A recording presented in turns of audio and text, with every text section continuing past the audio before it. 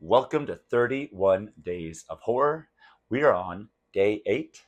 So, day 7, we did Speak No Evil 2022, which was a foreign film. And today we're going to do the remake of Speak No Evil, which was just released in 2024, so 2 years later, and they remade it already. And you can rent this right now on any platform that rents. How to watch Speak No Evil 2024 with friends. I think that this one is like a fun one to be with a bunch of people. Yeah, you can enjoy it, I think, a lot more just because it's fun. It's not scary in that way. You can watch it alone if you like. I think you'd be fine. Aaron's horror tip for you. So for today, I just want to say, can we stop being angry about remakes? Can we just get over it? They're going to keep remaking things. We're all feel the same way. Stop remaking things. Most of the time it's a miss, but sometimes it's a hit. But I think we should just get over it. And if we don't want to watch it, don't watch it. I wanted to watch this one because I was really affected by the first one, and I knew that they were going to do something different, which is what I kind of want them to do, to be honest. Like, don't make a shot for shot remake like they did with Psycho in 1998. No one wants to see that. We saw that. So if you're going to do it, kind of do this. This was a different film. This is a completely different film. It's not like the other one. It's not as horrific. It's much more Hollywood oriented, but I'm kind of glad that it's not. I don't want to watch the same movie again. Go watch the other one. It's worth it. You can really just take a film. There's something you didn't like about the first. You can just recreate your own idea, create a different theme. This movie has a different idea than the other. Change the ending, which was a kind of the whole purpose for the first one. But this one, the ending's really not the purpose. There's other things within it. So just a different movie. Time for 1 minute summary. So I'm going to summarize the film in 1 minute for you without giving any spoilers. And it's going to be kind of redundant because I already did this for the original, but I think I can do it differently. Let's see if that will be the challenge for this one. How do I summarize this film without it being redundant?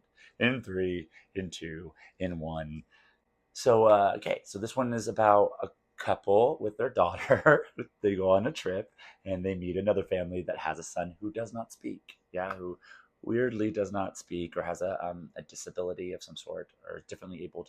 And so they get along. James McAvoy is the dad on this side, and he's great. He's awesome, and his family is much more free and open and like wild, and the other family is much more. They're obviously having problems in their relationship, and they don't communicate as well. The other family communicates a little bit better. It appears, and so then they separate. They go to different places. They go back home, right? And then James McAvoy's family invites them with a postcard to come out and have a holiday with them, have a vacation. And so, yeah, this is also different because they're American, and I believe that he's Scottish. I can't remember now, but anyway, so they do go and they visit, and they stay a weekend with them, and they aren't all what they seem to be. This family, and there's things that go down in this house, which is a great house. They had a great setting of a house. That was over a minute, but now it's time for my 1 minute erroneous thoughts. These are just my thoughts about the film, so I'm just gonna tell you what I think about it without going too deep. Let's do it in a minute. In 3, 2, 1. So this one was just very different. I mean, it was almost shot for shot at first. I was really getting upset because there were so many things that they said in the other film that they said in this one, and that was getting kind of annoying. But it was a different vibe to me. People who haven't seen the first one saw this and still felt unnerved and still felt the same kind of feelings I did in the first one. But the ending takes a whole other different direction, and it's much more like the thing I can kind of compare it to is like The Hand That Rocks the Cradle. Have you seen that? Where there's like a big suspenseful kind of exciting chase in through the house and stuff like that. So you knew it was kind of going that way. It felt like a different vibe, this film, than the other one. And James McAvoy is so good in it and so charming that you kind of want him to become a different kind of villain than in the other one. So it was not as affecting of a film, but I still had a good time. I would say I just could do with or without it, really.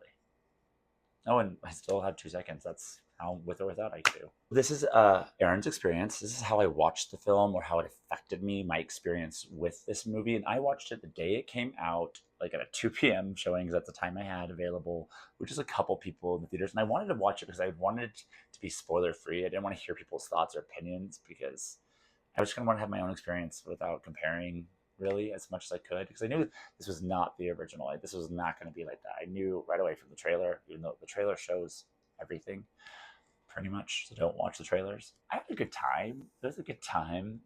It just wasn't as effective as the other one. And I don't think it was trying to be the other one, really. It had moments in the beginning that I really were it, but once it got on its own track, it really was doing its own thing. Knowing that it wasn't going to be, I just enjoyed myself.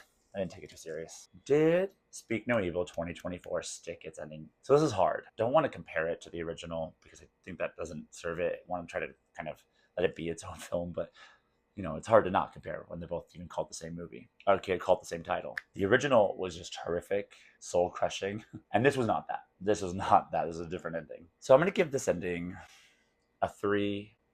A 3. I think I was gonna say give it a 0.5, but a 3. It's a fun ending. I think that people will enjoy this ending. It just was a disappointment for me, kinda. I had fun still, but it's hard. That's why I want to give it the 0.5, but they really took it out of the horror. It was more like, run, don't go there. Oh, what are you doing? Which is fun. I enjoy that.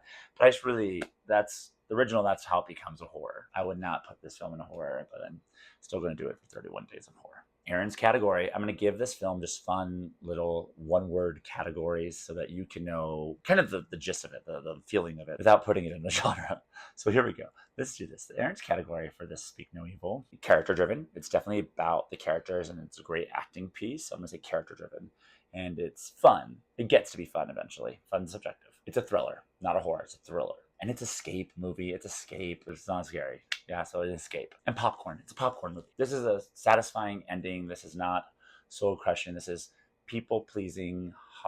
Funny enough with this film, people pleasing Hollywood ending kind of movie. Character driven, fun, thriller, escape, popcorn. Oh, it's also a family film. I mean, it's about a family. Would I stab it again? Would I stab Speak No Evil 2024 again? Nah, I'm good. I watched it. It was good. And I wouldn't watch it again. Like the original, I don't want to watch it again because I don't want to experience it again. It changed me. It affected me. This one, there's no real reason to go back and see it again, to be honest. But I would recommend it for, thriller fans, people who enjoy thrills, as well as James McAvoy is really good in it. So if you want to watch for his performance, go do that. Let me know in the comments what you think about remakes in general. I know we're all kind of against them overall, but is there a remake you've enjoyed? Did you enjoy this remake? Are you able to kind of separate the two from each other? Let me know in the comments. Happy Halloween.